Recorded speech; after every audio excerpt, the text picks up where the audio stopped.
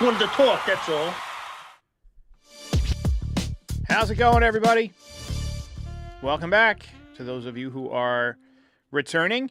You might notice that the pregame show is a little bit later than usual today. Whoops. Just wanted to talk, that's all. So I was waiting to see if it was going to get rained out. The weather in the Bronx tonight is abysmal. They're expecting rain all night long, and they're going to try and play through it. I mean, the Yankees announced that they're going to open the gates on time, but that doesn't necessarily mean that the game is going to start on time. Pretty soon they'll probably put out another tweet that says, we don't expect tonight's game to begin on time. But let me translate what all that means for you. It means please come out to the stadium if you had tickets, buy a bunch of chicken buckets, buy a bunch of sushi for a couple of hours before we cancel the game and send you all home. That's what that means. But that's what they mean when they say the gates are opening on time. It means come spend money. Come spend money. They're going to try and get these games in, though, because the Rangers don't come back to New York, and these two don't have a lot of consistent off days between the two of them for the rest of the season. You know, the first Yankees game I ever went to was like this. We lived about an hour away from Yankee Stadium up near Poughkeepsie. And when we got to Yankee Stadium, it was raining, and we had a brief rain delay of, I'd say, I don't know, maybe a half an hour. It seemed like a long time back then, but it probably wasn't. But the tarp was on the field when we got there. I was bummed because we didn't get to see batting practice. And then they had a rain delay in the middle of the game, probably the fourth or fifth inning. And then there was another one, probably about the seventh inning. And at that point, you know, my dad was like, let's pack it in, let's go. And so we drove home. And by the time we got home, the game was still in a rain delay, and we got to finish the game on TV. It was weird to watch a game on TV that you were at live, right? I kept looking to see our empty seats. But anyway, I anticipate at least one rain delay tonight, maybe two, maybe a shortened game. Michael Kay is going to be counting down the outs until the game is official. 2 more outs, and it's an official ball game. And once there is a rain delay, you have to wait 30 minutes until they can actually call the game. So that's a possibility too. So I hope we're not doing another 1 a.m. post-game show, but no matter what time the game is over, I will be here. All right, let's look at the lineup for tonight's game. So we got Trent Grisham back in the leadoff spot in center field. And he seems to be getting most of the reps at the top of the lineup lately. When he's in there, his average has been down the last 10 days or so, but part of that has been bad luck, I think. I mean, he's still hitting the ball very well. His power has been outrageous this year, and I'm just loving what we're seeing from Grisham. You know, both the eye test, the metrics, everything looks good for him, and a lot of people picked him up on their fantasy team. Shout out to my buddy Mickey, who picked him up and has been killing it. But also, I like him getting fastballs at the top of the lineup because he seems like a guy who hits fastballs better, especially early in the count. Ben Rice went through a little bit of a funk, but he has picked it back up. Last night, a monstrous home run into the second deck and a sacrifice fly. He also had a line drive base hit. He is batting second at first base. Paul Goldschmidt gets the night off. I'm never opposed to giving older players days off when it's rainy because as you get older, you're more likely to pull muscles, things like that, and I don't want him slipping and sliding. You know, there's a pop-up behind first base. He tries to make another great play, and maybe he slips and pulls a hammy. We don't need that. Anytime you get a chance to give somebody who's in their late 30s a day off during the rain, you do it. And this allows you to keep Ben Rice in the lineup and still kind of keep all your best outfield bats in the lineup as well. And it gives Aaron Judge a chance to DH. He is batting third at the DH spot, getting a half day. He's been kind of diving all over the place the last few days. You know, he had a diving catch against the Mets. He had a diving attempt last night with 2 outs in the 9th inning.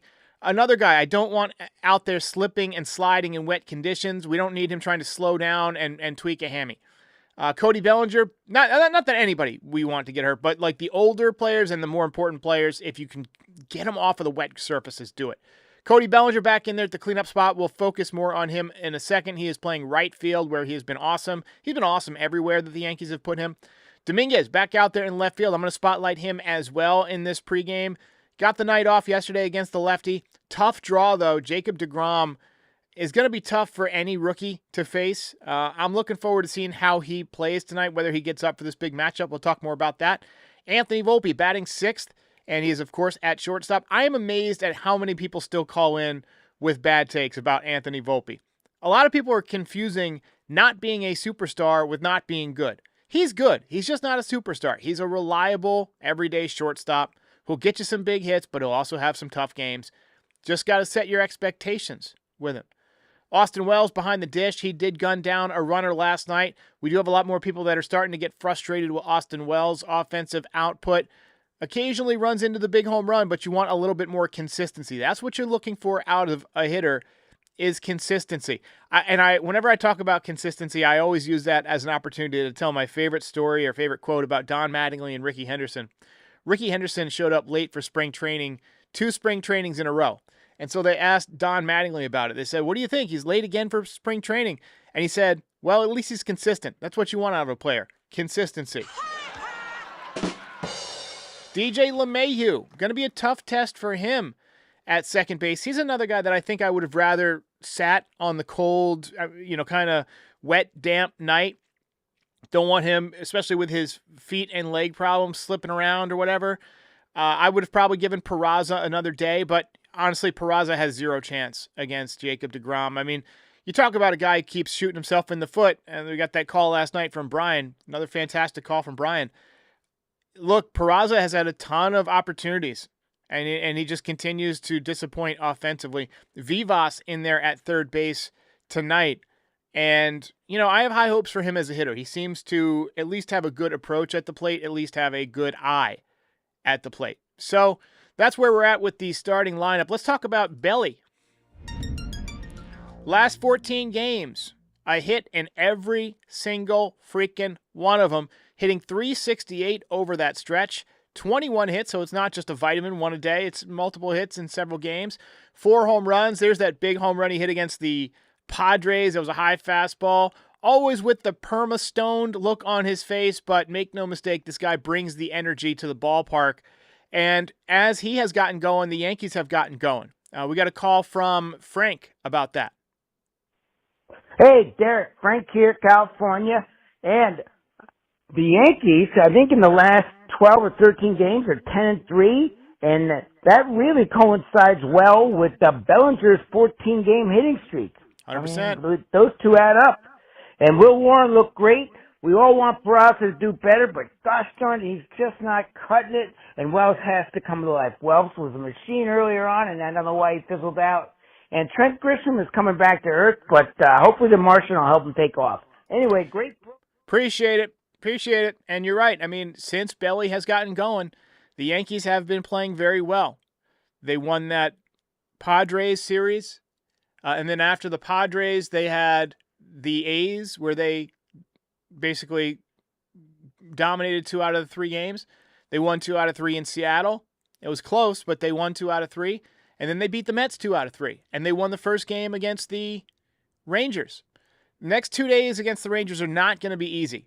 But Bellinger hitting has coincided with some very good play on the Yankees front. All right, let's talk about Dominguez.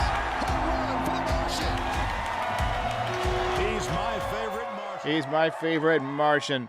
So Dominguez, back in the lineup tonight, over the last 10 games, hitting .286. I mean, look, the batting run value, the base running value, both well above average, and it's kind of like the opposite of Peraza, right? If he could only field, his fielding run value is in the 2nd percentile. He has not been good defensively. Hey, he has looked more comfortable.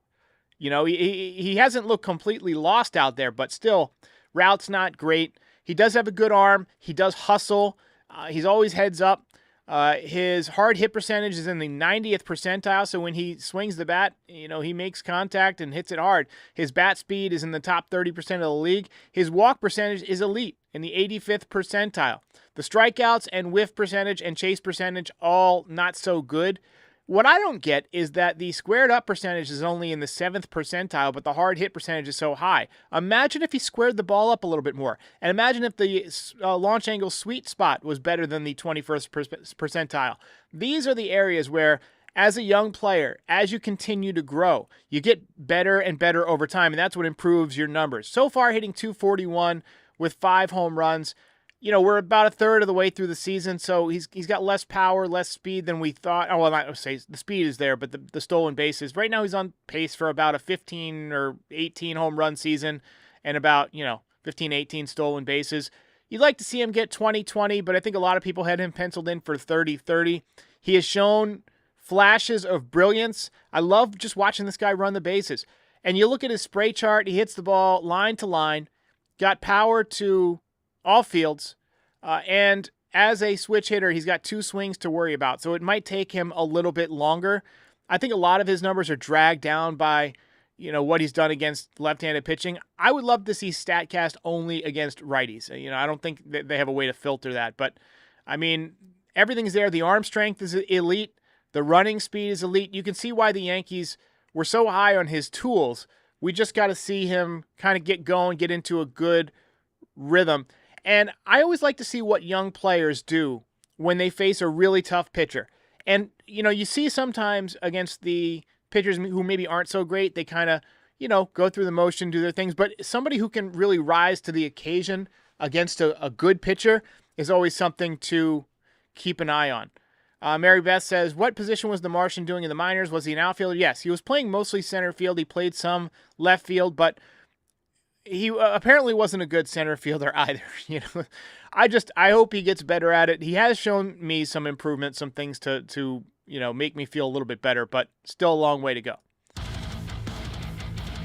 All right, let's take a look at the pitching matchups for tonight. Jacob deGrom, 4-1, 2.99 ERA. Ryan Yarbrough, 1-0, 3.70. And look, I'm not going to sugarcoat it, guys. The Yankees are clearly at a disadvantage here. That does not mean that Ryan Yarbrough can't pitch well, or that he can't win, or that the Yankees won't win. But the fact is that deGrom is one of the best pitchers in the league. He's healthy, and he knows how to pitch. Right? This isn't the guy with elite stuff who doesn't know how to pitch. He knows exactly what he's doing. And he's going to have a great game plan against the Yankees. He's probably been studying him for a week, if not more. And Ryan Yarbrough's a guy who doesn't have a high-octane fastball. It's really velocity that gives the Rangers their offensive problems. He's really a mix-and-match guy, right? So you hope that maybe he can use some of his moxie, change some speeds, get some ground balls, keep some guys off bases. Maybe you get a rain delay, right? Maybe you get a rain delay and it forces deGrom out of the game, or the Yankees to do a bullpen game and maybe everybody has it. But I think best-case scenario is you get 5 innings of 1-run ball from Ryan Yarbrough, and you get Jacob deGrom out of the game after about the same. You want to get his pitch count up over 100 or close to it in about 5 innings. And again, rain delays can impact that. For every, 30 minutes or so of a rain delay, it decreases the percentage that the pitcher will come back out. 30 minutes, they'll probably send the guy back out there. When you start talking about an hour, it becomes much less likely that somebody's going to get back in the game who was starting. Once you get to 90 minutes, it's almost certainly not going to happen. So, obviously the Rangers are going to be concerned with their $40 million arm as well. Ryan Yarbrough is really one of those guys who, you don't really care if he breaks. I mean, you do. You don't want him to get hurt, but he's not a humongous investment financially. So I don't think the Yankees are going to be too worried about sending him back out after an hour rain delay. So, all right, let's talk a little bit about our predictions, shall we? This was built by a wizard. So I am going out on a limb tonight. I'm predicting 2 home runs. I got 1 from Aaron Judge and 1 from Jason Dominguez. I think he will run into a fastball. I think he's going to be sitting fastball, looking to hit the fastball. He doesn't want to get to that deGrom slider. Lori C is predicting 3 for 4 for Dominguez tonight with a home run and 3 RBIs. I'll take it. And then, let's see, we got a couple of more. Gregory Wayne says Vivas will be a great watch tonight. I hope so. I'm really looking forward to his at-bats, too. He's another young guy that you want to see get up for a good game. And also, the Knicks play tonight. So this is going to be a game where if we do have a rain delay, at least you have something else to watch. Goran says Volpe, home run. And then Edwin NG says, I think it's going to be on and off showers. I don't know if that's a weather prediction, but it's definitely a prediction. All right, guys. Did we just get an alert? Bill says game canceled. Let's find out if I just wasted my time doing a pregame show. I'm not seeing it canceled or rained out yet. So that appears to be, for now, fake news. Fake news. Wrong. So, all right, we're going to get to a quick voicemail or a quick sponsor, and then we'll get back with your calls and some comments. Kratz, I'm going to let everyone in on a little secret. I am not a fan of carrying around physical cash. I go Cash App, where you can send, receive, or transfer money with family and friends. It's super easy. They've got your back too. Like if you're trying to send some money and you maybe put in the wrong account name, they'll be like, hey, this is a sketchy account. Are you sure you want to send this? Cash App has your back. They do it safe, securely, easily, and fee-free. And all you got to do is download the app, and Scott can actually pay for his half of dinner. Exactly. For a limited time only, new Cash App users can use our exclusive code to earn some additional cash. For real, there's no catch. Download Cash App, sign up, it's very easy, and use our exclusive referral code Territory in your profile. Send $5 to a friend within 14 days, and you'll get $10 dropped right into your account. Terms apply. That's money. That's Cash App.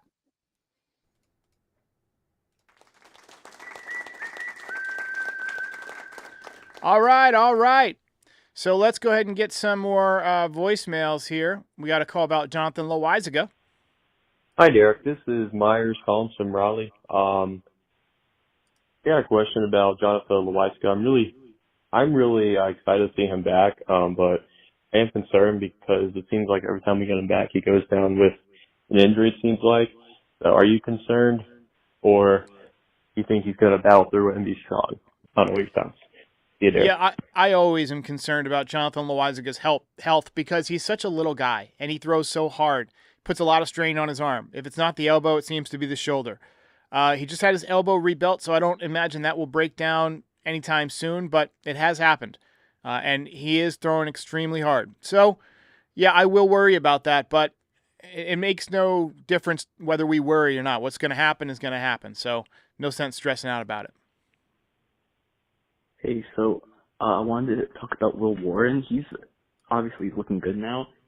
I think he has been looking good. Of course, he had a few bad starts, but if you look like Louis Hill, he had a really bad start last year, won Rookie of the Year. I'm not saying Will Warren will be Rookie of the Year, but I'm saying that he's pretty good. We're lucky to have him. I don't hope he'll be traded because he's one of my favorite players right now.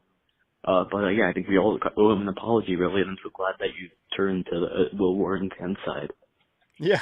Well, I mean, I root for the laundry, right? I want the Yankees uniform to do well.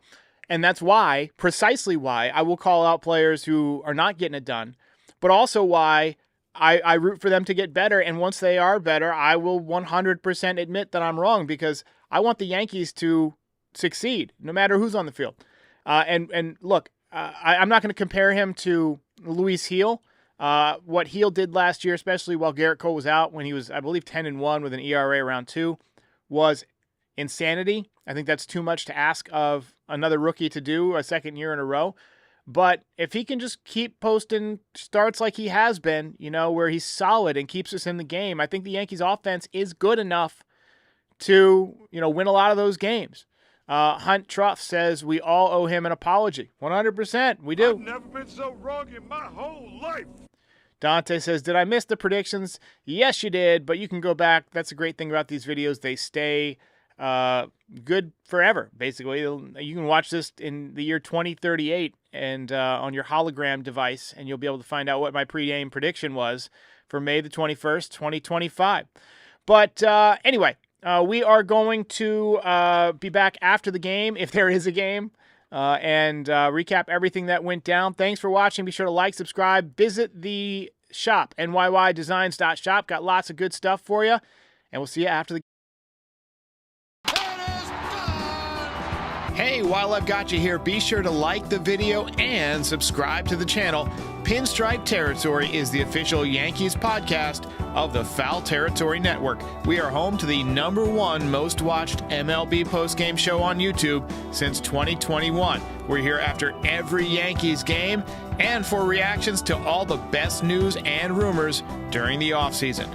Be a part of the show by calling into the voicemail 718-899-1068. Try to keep it clean for me. And if you ever miss us on YouTube, be sure and subscribe on all your favorite podcast platforms. Go ahead and rate us 5 stars. It'll help other people find the show. Thanks for watching. See ya.